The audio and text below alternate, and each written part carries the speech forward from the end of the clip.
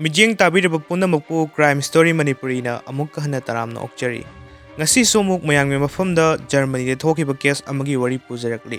Thaudok asi March ki tang taruk 1981 da. Marianne Bachmeier kaubi nupi amana Klaus Gribeski kauba nupa amabu court amada nongmaina kaptuna hatkhi. Mangna haliba nupa asi mahakki machanupi bu rape tawraga hatokhiba nupa amani. Thaudok asina Marianne Bachmeier bu mayam pumnamakna machanupi gi laman khung kibi Thouna fabi mama amani haina thaganaki. Thaudok asi matau karamna thoki haibagi mapung phabu wari mayam ngi mafamda pungning loksing oinabagi lijage. Aduna video si mayamna loibu fawbu yengbiyu. Marianne Bachmeier June ki tang ahum 1950 da poke. Mak West Germany ki Sarstedt haiba mafam amadagi chawrakhi. Maki mapa si hana Hitler gi Nazi gi army amo irami. Maki mapa si khara tamthi sathiba nupa amo irami. Aduga mahak asi army oiba toklaba matungda yuda yamna laichuba nupa amo irami. Matam khudimakta Marianne gi mama mapa si yam tamthina khanaduna talaki. Masidagi Marianne gi mama nupa amadamuk Marianne bu puraga yum palami. Matam madudasu Marianne ga mama ga lainaba mari yamna phalamde. Makhoi nisu adumak khanarami. Marianne makhoi gi high school da taminabu nupa amaga nungsinnarakhi. Marianne chahi 13 surakpada mahak mirolakhi. Adubu mahaka nungsinariba nupa aduga mahaka khannaraktuna makhoi ani kainarami. Matam maduda abortion tawbagi law leitrabasu abortion gi thawng ase yamna risk wanglami. Maram asina mahakna abortion tawdana angang ama pokhirami. Thaudok asina maram oidana mahakki mamana Marianne bu yumdagi tanthoraqlami. Masidagi Marianne na mahakna pokhiba angang ase phibamna yadabadagi adoption center da pithokirami. Masigi matungda mahak aphang mathabak suduna hingnabagidamak sen talam. Mahak leifam chingda nongmanamgi changjafam lauduna leirakhi. Adubu nongba mahak pu disco party amada nupa amanamuk namnara rape tawbikhi. Thaudok adu mangonda yamna thamoi sokhiba thaudok ama oikhi. Matam khar leiraba matungda mahak chahi 19 surakpada angang amasu pokhi. Mahakna hingliba punsi maril adu khudong chadaba oibaduna maram oiraga angang adu so amuk adoption center amada pithokhi. Asumna matam khar leiraba matungda Marianne Bachmeier tapasa koba bar amada waitress amoina thabak phanglami. Handakti mahakna phangliba thaba asi chang naina sel su yamna phanglami. Aduga mahakki leifam ka amsu lemna phanglami. Marianne Bachmeier bar adugi manager aduga nuksinaраktuna mahak amukka su hana mirolakhi. Masidagi Marianne na manager aduda luhonglasi hain hairami. Adubo handaksu mahakka nuksinariba manager nupa asina yaraklamde. Masidagi mahaksu handaki macha asidi matomta oirabasu phajana yokcharage haina khalami. Matawasumna 1972 November ki tang 13 da nupi macha ama poklami. Mahakki maming Anna Bachmeier haina tholami. Hairibi nupi macha asini nupa amana minungsi leitana hatokpi khigadarabasi. Marianne Bachmeier gi punsida mahakki ni haina lejariba Anna Bachmeier asi numit thagum yengjaduna yokpa horakhi. Mahakki machanupibu miyamangda uttuna mangonda yamna chawthoksaba pokjarami. Marianne na thabak tawriba bar adudasu machanupi puraktuna lehelami. Anna su leiriba miyam pumnamagna nungsina adum luna tawbirami.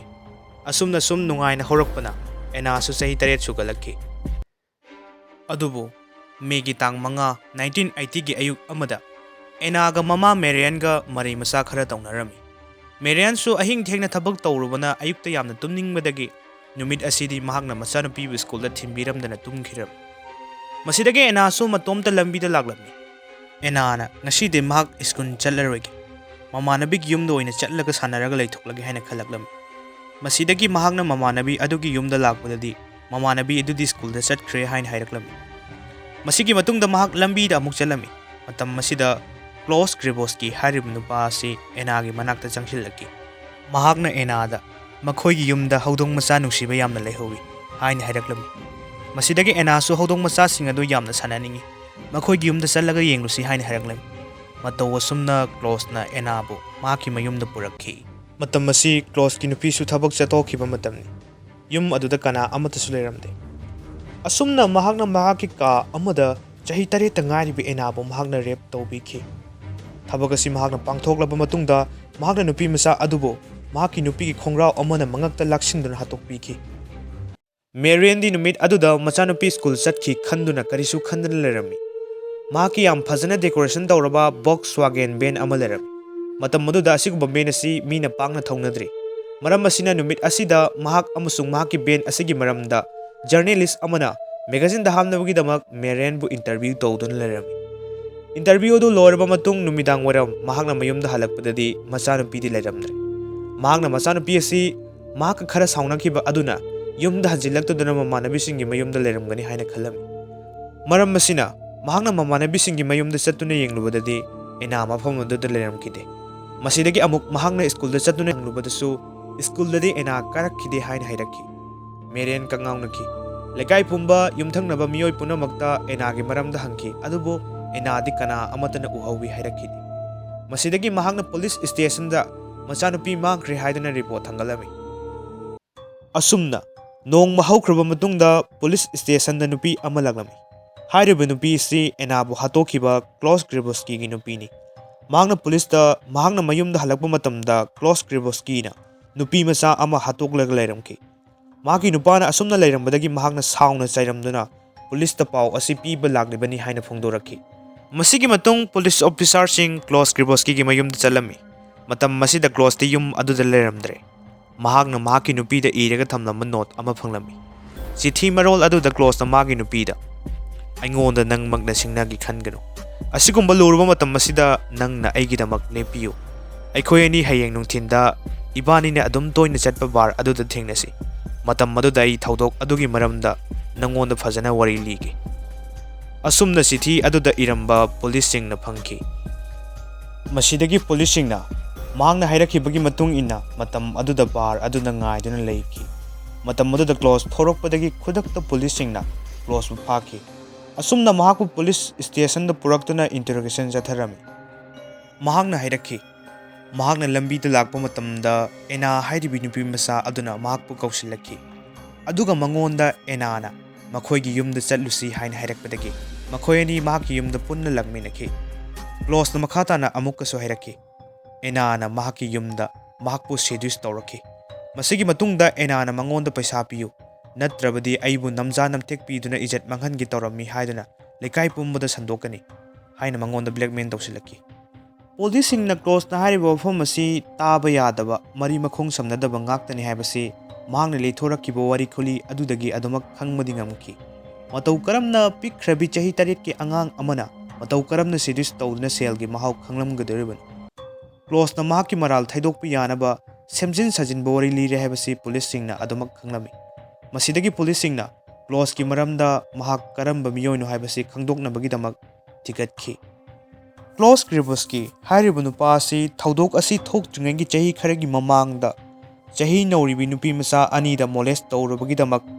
ऑथोरिटीना फादुना counselling अमा तौखि मतम मदुदा मंगोंदा option अनि पिरमी माकी असिगुंबा मयामगा मिमानदबा वाखलोन असि लायेंगनबा mental facility चही खरा थंबा मसी नत्रगा महाकपु chemical castration process अमा तौथोकलगा थादोकपा chemical castration हायरिबा थोंग असि नुपा ओइबगी hormone level हंथानबा medical process अमनी मतम मदुदा क्लोजना महाकपु फाजिलगा थंबिगदबगी सरुक महाकपु कैस्ट्रेशन ओइना तौबिरगा थादोकपिरो हायना हायबदगी महाकपु कैस्ट्रेशन ओइना तौदुना महाकपु थादोरखि ऑथोरिटी की मियोसिंगनसु महाक थादोखरबा मतुंग महाकना करी करी तौवी हायबदसु येंसिनखिद्रे मसिदगी महाक मतम खरा लेरगा यूरोलॉजिस्ट डॉक्टर अमगी मनाकदा चत्तुना महाक नुपी अमगा नुसिनरे हौजिकते अइ युम कई फजना पालगा लेजरगे हायदुना महाकपु अमुक्का हन्ना रिवर्स कैस्ट्रेशन तौबिनबा हायजखि असुमना अमुक्का हन्ना रिवर्स कैस्ट्रेशन तौदुना महाकि हानगी हार्मोन लेवल अदुदा लेहनखि मसिगी मतुंग पुलिसिंगना महाकि मरमदा खंगलबा मतुंग मखा ताना वहंग पाउंग तौबदा महाकना हायरखि एनाना महाकपु मोलेस्ट तौबिरे हायना ब्लैकमेल तौसिलक्पा अदुना महाक यामना पाखतखि महाकपु अमुकसु हन्ना महाकना हाना लेरंबा मेंटल हॉस्पिटल अदुदा थमखिगद्रा खंदुना महाकना पंबई अमता लेतबदगी एनाबु महाकना हातोखिबनी मसिगी मतुंग थवा याउद्रबा एनागी असिबा हक्चांग अदो महाकना कार्डबोर्ड बॉक्स अमदा हापचिनखि मसिदगी महाकना बॉक्स अदो महाकि बाइसाइकल दा हापतुना पुरकलगा मनाक नकपा तुरेल अमदा एनाबु फुमजिनखिबनी असुमना क्लोज ग्रेबोस्कीबु पुलिसना कोर्टा पुथोक्तुना वायल चथबा हौरखि था कया होखि Marrion पामजरिबा अचुम vial अदुदि फंखिदे माकी पुंसिदा अमत्ता ngairibi machanupi एनाबु हातखिबा तमथिरबु नुपा अदुना Carta अदुमक ओइदबा कया ngang dona leiba ubada mahak yamna khoirang khoisaunakhi laifam chapam khangkhide ꯃꯁꯤꯗꯒꯤ ꯃꯦꯔꯤꯌꯟꯅ ꯅꯨꯄꯥ ꯑꯗꯨꯕꯨ ꯃꯍꯥꯛ ꯃꯁꯥꯃꯛꯅ ꯍꯥꯠꯇꯨꯅ ꯂꯃꯟ ꯈꯨꯝꯂꯒꯦ ꯍꯥꯏꯅ ꯈꯜꯂꯛꯈꯤ꯫ ꯃꯁꯤꯗꯒꯤ ꯃꯍꯥꯛꯅ 22 ꯀꯦꯂꯤꯕꯔ ꯕꯦꯔꯤꯇꯥ ꯄꯤꯁꯇꯣꯜ ꯑꯃ ꯍꯨꯔꯥꯟꯅ ꯂꯩꯁꯤꯜꯂꯒ ꯊꯝꯂꯝꯃꯤ꯫ ꯃꯍꯥꯛ ꯅꯨꯃꯤꯠ ꯍꯨꯝꯅꯤ ꯆꯨꯞꯅ ꯅꯣꯡꯃꯩ ꯑꯗꯨ ꯀꯥꯞꯄ ꯇꯝꯈꯤ꯫ ꯑꯁꯨꯝꯅ ꯃꯥꯔꯆꯀꯤ ꯇꯥꯡ 3, 1981ꯒꯤ ꯅꯨꯃꯤꯠꯅꯤ꯫ ꯅꯨꯃꯤꯠ ꯑꯁꯤꯁꯨ ꯑꯦꯅꯥꯒꯤ ꯃꯤꯁꯤ ꯑꯗꯨꯒꯤ ꯃꯈꯥ ꯇꯥꯕ ꯇ꯭ꯔꯥꯏꯌꯦꯜꯒꯤ ꯅꯨꯃꯤꯠ ꯇꯥꯔꯝꯃꯤ꯫ ꯅꯨꯃꯤꯠ ꯑꯁꯤꯗ ꯃꯦꯔꯤꯌꯟ ꯌꯥꯝꯅ ꯉꯟꯅ ꯂꯥꯛꯇꯨꯅ ꯃꯍꯥꯛꯀꯤ ꯄꯤꯁꯇꯣꯜ ꯑꯗꯨ ꯃꯍꯥꯛꯀꯤ ꯀꯣꯔꯠꯀꯤ ꯄꯣꯀꯦꯠꯇ ꯍꯥꯞꯆꯤꯜꯂꯒ ꯀꯣꯔꯠꯀꯤ ꯔꯨꯝꯗ ꯆꯪꯂꯛꯈꯤ꯫ ꯃꯇꯝ ꯑꯗꯨ ꯇ꯭ꯔꯥꯏꯌꯦꯜ ꯍꯧꯗ꯭ꯔꯤ, ꯃꯤꯁꯨ ꯌꯥꯝꯅ ꯂꯥꯛꯅꯗ꯭ꯔꯤ꯫ ꯀ꯭ꯂꯣꯁ ꯒ꯭ꯔꯤꯕꯣꯁꯀꯤ ꯍꯥꯏꯔꯤꯕ ꯅꯨꯄꯥ ꯑꯁꯤ ꯃꯇꯨꯡ ꯑꯣꯟꯊꯣꯛꯂꯒ ꯀꯣꯔꯠ ꯔꯨꯝ ꯑꯗꯨꯗ ꯃꯍꯥꯛꯀꯤ ꯁꯄꯣꯔꯇꯔꯁꯤꯡ ꯂꯥꯛꯄ ꯉꯥꯏꯗꯨꯅ ꯂꯩꯈꯤ꯫ ꯃꯦꯔꯤꯌꯟꯅ ꯀ꯭ꯂꯣꯁꯇ ꯃꯤꯠ ꯈꯥꯅ ꯌꯦꯡꯂꯝꯃꯒ 9ꯂꯛ ꯅꯣꯡꯃꯩ ꯃꯔꯨ ꯑꯗꯨꯅ ꯂꯣꯏꯗ꯭ꯔꯤ ꯐꯥꯎꯕ ꯀꯥꯞꯁꯤꯟꯈꯤ꯫ ꯃꯐꯝ ꯑꯗꯨꯗ ꯂꯩꯔꯝꯕ ꯃꯤꯑꯣꯏ ꯄꯨꯝꯕ ꯄꯥꯈꯠꯅꯗꯨꯅ ꯄꯥꯛꯊꯅꯈꯤ꯫ ꯄꯨꯂꯤꯁ ꯒꯥꯔꯗꯁꯤꯡ ꯈꯨꯗꯛꯇ ꯆꯦꯟꯁꯤꯜꯂꯛꯇꯨꯅ ꯃꯦꯔꯤꯌꯟꯕꯨ ꯐꯥꯈꯤ꯫ ꯀ꯭ꯂꯣꯁ ꯃꯐꯝ ꯑꯗꯨꯃꯛꯇꯗ ꯏꯈꯦꯡ ꯍꯟꯊꯗꯨꯅ ꯈꯨꯗꯛꯇ ꯁꯤꯔꯝꯃꯤ꯫ ꯃꯍꯥꯛꯄꯨ ꯑꯦꯝꯕꯨꯂꯦꯟꯁꯇ ꯍꯣꯁꯄꯤꯇꯥꯜꯗ ꯄꯨꯈꯠꯂꯛꯄꯗꯗꯤ ꯗꯣꯛꯇꯔꯁꯤꯡꯅ ꯃꯍꯥꯛꯇꯤ ꯁꯤꯔꯒ ꯄꯨꯈꯠꯂꯛꯂꯦ ꯍꯥꯏꯅ ꯍꯥꯏꯔꯛꯈꯤ꯫ ꯁꯨꯝꯅ ꯃꯦꯔꯤꯌꯟ ꯕꯦꯛꯃꯌꯔꯅ ꯃꯆꯥꯅꯨꯄꯤ ꯍꯥꯠꯈꯤꯕꯤ ꯃꯤꯍꯥꯠꯄ ꯀ꯭ꯂꯣꯁꯄꯨ ꯃꯍꯥꯛ ꯃꯁꯥꯃꯛꯅ ꯅꯣꯡꯃꯩꯅ ꯀꯥꯞꯈ꯭ꯔꯦ ꯍꯥꯏꯕ ꯄꯥꯎ ꯑꯁꯤ ꯌꯥꯝ ꯊꯨꯅ ꯄꯥꯛ ꯁꯟꯅ ꯁꯟꯗꯣꯛꯈꯤ꯫ ꯃꯦꯔꯤꯌꯟꯕꯨ ꯄꯨꯂꯤꯁꯁꯤꯡꯅ puthorokpada ꯃꯦꯔꯤꯌꯟꯅ ꯃꯤꯗꯤꯌꯥꯒꯤ ꯃꯤꯑꯣꯏꯁꯤꯡꯗ ꯍꯥꯏꯔꯝꯃꯤ, "ꯑꯩꯅ ꯏꯆꯥꯅꯨꯄꯤꯕꯨ ꯅꯝꯖꯥ ꯅꯝꯊꯦꯡꯅꯗꯨꯅ ꯍꯥꯠꯇꯣꯛꯈꯤꯕ ꯑꯣꯛ ꯑꯗꯨꯒꯤ ꯃꯃꯥꯏꯗ ꯑꯣꯏꯅ ꯀꯥꯞꯁꯤꯟꯅꯤꯡꯕꯅꯤ꯫ ꯑꯗꯨꯕꯨ ꯃꯍꯥꯛꯀꯤ ꯃꯅꯤꯡꯗ ꯑꯣꯏꯅ ꯏꯈꯨꯠ ꯄꯦꯟꯅ ꯀꯥꯞꯁꯤꯟꯈꯤꯕꯅꯤ꯫ ꯃꯍꯥꯛ ꯁꯣꯏꯗꯅ ꯁꯤꯔꯝꯂꯅꯤ꯫ ꯑꯩꯒꯤ ꯏꯆꯥ ꯑꯦꯅꯥ, ꯅꯪꯒꯤ ꯂꯃꯟ ꯏꯃꯥꯅ ꯈꯨꯝꯂꯕꯅꯤ"꯫ ꯑꯁꯨꯝꯅ ꯃꯦꯔꯤꯌꯟꯅ ꯃꯤꯗꯤꯌꯥꯒꯤ ꯃꯤꯑꯣꯏꯁꯤꯡꯗ ꯐꯣꯡꯗꯣꯔꯛꯈꯤ꯫ ꯃꯦꯔꯤꯌꯟꯒꯤ ꯊꯧꯑꯣꯡ ꯑꯁꯤꯗ ꯃꯍꯥꯛꯄꯨ ꯊꯧꯅꯥ ꯐꯕꯤ ꯃꯃꯥ ꯑꯃꯅꯤ ꯍꯥꯏꯅ ꯃꯥꯏꯀꯩ ꯀꯌꯥꯗꯒꯤ ꯊꯥꯒꯠꯄ ꯐꯣꯡꯗꯣꯛꯅꯔꯛꯈꯤ꯫ ꯑꯗꯨꯕꯨ ꯃꯤꯑꯣꯏꯕꯒꯤ ꯋꯥꯈꯜꯂꯣꯟ ꯃꯥꯟꯅꯗꯦ꯫ ꯃꯍꯥꯛꯀꯤ ꯊꯧꯑꯣꯡ ꯑꯁꯤꯗ ꯌꯥꯅꯤꯡꯗꯕ ꯃꯤꯑꯣꯏ ꯀꯌꯥꯁꯨ ꯑꯗꯨꯝ ꯌꯥꯎꯔꯛꯈꯤ꯫ ꯃꯈꯣꯏꯅ ꯃꯦꯔꯤꯌꯟꯗꯤ ꯃꯆꯥꯅꯨꯄꯤꯕꯨ ꯌꯥꯝ ꯅꯨꯡꯁꯤꯗꯨꯅ ꯇꯧꯈꯤꯕ ꯅꯠꯇꯦ꯫ ꯃꯍꯥꯛꯇꯤ ꯃꯆꯥꯅꯨꯄꯤꯕꯨ ꯑꯗꯨꯝ ꯍꯨꯟꯗꯣꯛꯂꯒ ꯄꯥꯔꯇꯤ ꯇꯧꯔꯒ ꯑꯍꯤꯡ ꯐꯥꯎꯕ ꯂꯩꯊꯣꯛꯄ ꯅꯨꯄꯤꯅꯤ꯫ ꯃꯆꯥꯅꯨꯄꯤꯕꯨ ꯐꯖꯅ ꯁꯦꯟꯅꯈꯤꯗꯦ꯫ ꯃꯍꯥꯛꯅ ꯇꯧꯔꯤꯕꯁꯤꯗꯤ ꯃꯤꯌꯥꯝꯗꯒꯤ ꯑꯦꯇꯦꯟꯁꯟ ꯅꯤꯔꯤꯕꯅꯤ꯫ ꯃꯍꯥꯛꯅ ꯑꯁꯨꯝꯅ ꯑꯥꯏꯟꯅ ꯌꯥꯗꯕ ꯃꯑꯣꯡ ꯇꯧꯈꯤꯕ ꯊꯧꯑꯣꯡ ꯑꯁꯤ ꯃꯈꯥ ꯇꯥꯅ ꯃꯤꯑꯣꯏ ꯀꯌꯥꯅꯁꯨ ꯁꯣꯏꯗꯅ ꯃꯇꯧ ꯇꯝꯅꯔꯛꯀꯅꯤ꯫ ꯑꯁꯤꯅꯆꯤꯡꯕ ꯃꯥꯒꯤ ꯅꯦꯒꯦꯇꯤꯚ ꯑꯣꯄꯤꯅꯤꯌꯟ ꯀꯌꯥꯁꯨ ꯑꯗꯨꯝ ꯐꯣꯡꯗꯣꯛꯅꯔꯛꯈꯤ꯫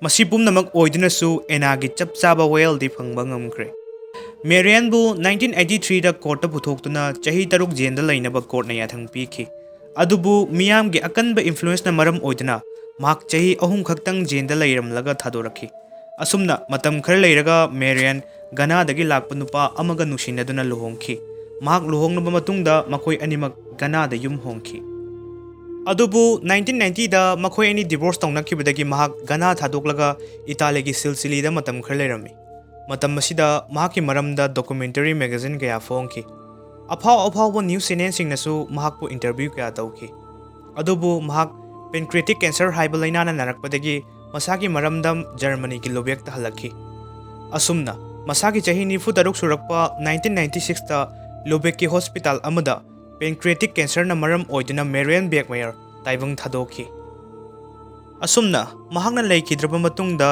ꯃꯍꯥꯛꯀꯤ ꯃꯣꯡꯐꯝꯁꯨ ꯑꯦꯅꯥꯒꯤ ꯃꯣꯡꯐꯝꯒꯤ ꯍꯦꯛ ꯃꯅꯥꯛꯇ ꯊꯝꯕꯤꯔꯝꯃꯤ꯫ ꯃꯁꯤꯅꯤ ꯖꯔꯃꯅꯤꯗ ꯊꯣꯛꯈꯤꯕ ꯃꯦꯔꯤꯌꯟ ꯕꯦꯛꯃꯌꯔꯒꯤ ꯀꯦꯁ꯫ ꯋꯥꯔꯤ ꯑꯁꯤ ꯇꯥꯔꯒ ꯑꯗꯣꯝꯅ ꯀꯔꯤ ꯐꯥꯎꯕꯤꯕꯒꯦ ꯍꯥꯏꯕꯗꯨ ꯀꯃꯦꯟ ꯇꯧꯕꯤꯔꯝꯃꯨ꯫ ꯑꯁꯨꯝꯅ ꯃꯥꯂꯦꯝꯒꯤ ꯃꯐꯝꯁꯤꯡꯗ ꯊꯣꯛꯂꯤꯕ ꯄꯨꯛꯅꯤꯡ ꯂꯧꯁꯤꯡ ꯑꯣꯏꯒꯗꯕ ꯀ꯭ꯔꯥꯏꯝꯒꯤ ꯑꯣꯏꯕ ꯋꯥꯔꯤꯁꯤꯡ ꯃꯈꯥ ꯇꯥꯅ ꯇꯥꯅꯕꯒꯤꯗꯃꯛ ꯑꯩꯒꯤ ꯀ꯭ꯔꯥꯏꯝ ꯁ꯭ꯇꯣꯔꯤ ꯃꯅꯤꯄꯨꯔꯤ ꯍꯥꯏꯔꯤꯕ ꯆꯦꯅꯦꯜ ꯑꯁꯤꯕꯨ ꯁꯕꯁꯀ꯭ꯔꯥꯏꯕ ꯇꯧꯗ꯭ꯔꯤꯕꯁꯤꯡꯅ ꯇꯧꯕꯤꯔꯝꯃꯨ꯫ ꯑꯃꯨꯛꯀ ꯍꯟꯅ ꯈꯨꯔꯨꯝꯖꯔꯤ꯫